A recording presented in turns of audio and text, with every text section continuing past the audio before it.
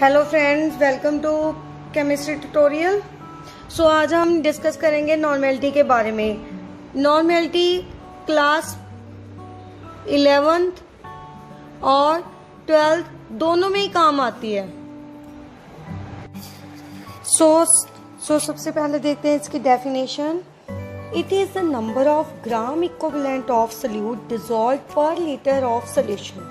पर litre of solution clear है, but solute जो हमने लेने हैं वो ग्राम इक्विवेलेंट में लेने हैं। ग्राम इक्विवेलेंट कैसे निकालते हैं ये अब हम डिस्कस करते हैं। नॉर्मेलिटी का formula number of gram equivalent of solute upon volume of solution in litre. Litre में ले रहे हैं, अगर मिलीलीटर में हमारे पास सोल्यूशन का वॉल्यूम तो हम उसे मल्टीप्लाई कर देंगे 1000 से। क्लियर। नॉर्मेलिटी के हमारे पास यूनिट क्या होती है? Gram equivalent per litre. अगर मिलीलीटर है तो हमारे पास kilogram equivalent per millilitre. Next, सबसे पहले देखिए हमने निकालने हैं ग्राम इक्विवेलेंट ऑफ सोल्यूट। इसका फॉर्मूला है हमारे पास mass of solute upon equivalent mass. जैसे हम मोल्स निकालते थे उसमें क्या था? Given mass upon molecular mass. Mass तो सेम है, जो भी हमें गिवन होगा वो उसकी वैल्यू पुट कर देंगे। अब हमारे पास मॉलिक्यूलर मास की प्लेस पे क्या है? Equivalent mass. इक्विवेलेंट मास निकालना है, देखते हैं कैसे निकालते हैं इक्विवेलेंट मास। एग्जांपल के थ्रू डिस्कस करते हैं। जैसे कि हमारे पास एग्जांपल है सोडियम सल्फेट की। सोडियम सल्फेट किस में ब्रेक होगा? हमारे पास Na2 है, 2 सोडियम है, एक सोडियम पे 1 पॉजिटिव चार्ज, 2 पे 2 positive charge. Same in sulphate, charge on sulphate is 2 negative. Charge हमारे पास सेम है, so equivalent mass is equal to its molecular mass upon charge. जो भी इस पे हमारे पास चार्ज है, चार्ज हमेशा क्या होना चाहिए? हमारे पास सेम चार्ज। इस पे भी 2 पॉजिटिव, इस पे 2 नेगेटिव। क्लियर। चार्ज ले लेंगे, उससे डिवाइड करके हम क्या निकाल लेंगे? Equivalent mass value. क्लियर। अब इसके पे मॉलिक्यूलर मास देखते हैं कितना है सोडियम सल्फेट पे। Sodium, charge on sodium 23 into 2 plus sulphur पे 32 प्लस ऑक्सीजन 4 है, 4 इंटू 16। टोटल कर लीजिए कितना आ जाएगा हमारे पास? 64 प्लस 32 प्लस 64। टोटल आ गया हमारे पास 142। तो ये आ गया हमारे पास molecular mass of sodium sulphate. इसमें वैल्यू पुट कर दीजिए 142, डिवाइड कर दीजिए चार्ज से। चार्ज कितना है हमारे पास? 2, डिवाइड करके हमारे पास वैल्यू आ जाएगी 71। तो इक्विवेलेंट मास कितना आ गया हमारे पास? 71। एक और एग्जांपल लेते हैं। जैसे कि हमारे पास है सोडियम क्लोराइड। इससे और ज्यादा क्लियर हो जाएगा कैसे हम इक्विवेलेंट मास फाइंड आउट कर सकते हैं। सोडियम है, इसको आयंस की फॉर्म में ब्रेक कर लो। Na पॉजिटिव प्लस क्लोरीन पे Cl negative. It means charge कितना है हमारे पास? 1। चार्ज की वैल्यू 1। इक्विवेलेंट मास निकालना है सोडियम क्लोराइड का। पहले इसका मॉलिक्यूलर मास देखते हैं सोडियम क्लोराइड का। सोडियम पे चार्ज 23 प्लस क्लोरीन पे 35.5। टोटल आ गया हमारे पास 58.5। सो यहाँ पे मॉलिक्यूलर वैल्यू पुट कर दीजिए 58.5 डिवाइड बाय चार्ज। चार्ज कितना है दोनों पे? +1 और -1। हमारे पास इक्विवेलेंट मास की वैल्यू आ जाएगी 58.5। So this is a easy way to find out equivalent mass.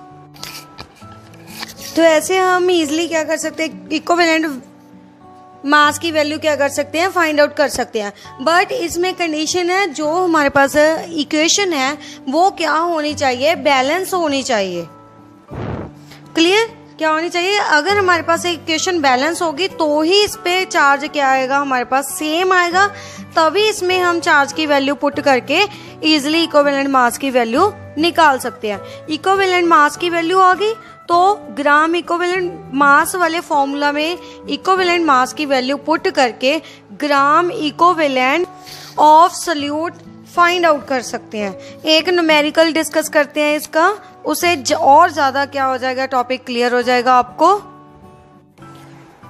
Numerical problem देखिए, calculate the normality of solution containing 31.5 gram of hydrated oxalic acid in 1250 millilitre of solution. So formula of normality is equal to number of gram equivalent of solute upon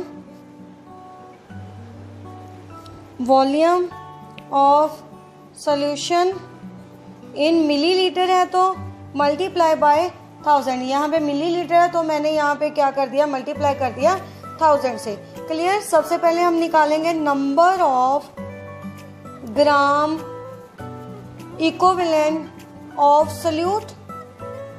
क्या था इसका formula, mass of solute हमें given है 31.5 divide by equivalent mass हमने find out करना है। इसे equation number 1 मान लीजिए। इक्विवेलेंट मास का फॉर्मूला क्या था, इक्विवेलेंट मास फॉर्मूला था हमारे पास मॉलिक्यूलर मास अपॉन जो भी हमारे पास चार्ज है, उसे हम क्या फाइंड आउट कर सकते हैं, इक्विवेलेंट मास की value. Molecular mass of oxalic acid यहाँ से हम निकाल सकते हैं, हाइड्रोजन, कार्बन, ऑक्सीजन और वाटर का वैल्यू पुट करके ऐड कर दीजिए। क्लियर। तो इससे हमारे पास वैल्यू आ जाएगी 126 डिवाइड बाय चार्ज। इस ऑक्जेलिक एसिड को अगर ब्रेक करें तो इस पे चार्ज कितना आएगा, 2 चार्ज आ जाएगा। सो इससे डिवाइड कर दीजिए, हमारे पास वैल्यू आ जाएगी 63 वैल्यू आ गई। इसमें इक्वेशन 1 में क्या कर दीजिए, पुट कर दीजिए। Putting the value in equation 1 तो हमारे पास क्या आ जाएंगे, number of gram equivalent of solute आ जाएंगे। Number of gram equivalent of solute equal to 31.5 divide by 63। So अब इसकी वैल्यू किस में पुट कर देते हैं, नॉर्मेलिटी के फॉर्मूला में। तो हमारे पास क्या आ जाएगी, normality is equal to number of gram equivalent कितने आ गए हमारे पास, 31.5 divide by 63 into 1000 upon volume of solution हमारे पास गिवन है 1250 मिलीलीटर। तो इसको सॉल्व कर लीजिए, हमारे पास क्या आ जाएगी, नॉर्मेलिटी। सॉल्व करके हमारे पास वैल्यू आ रही है 0.4 n। क्या आ गई हमारे पास, normality. So this is a easy way to find out equivalent mass and normality of any concentrated solution. Hope so सभी को अच्छे से समझ आ गया होगा, ये टॉपिक क्लियर हो गया होगा। और टॉपिक को अच्छे से इजी मेथड से सॉल्व करने के लिए, समझने के लिए सब्सक्राइब करें केमिस्ट्री क्लासेस बाय संदीप।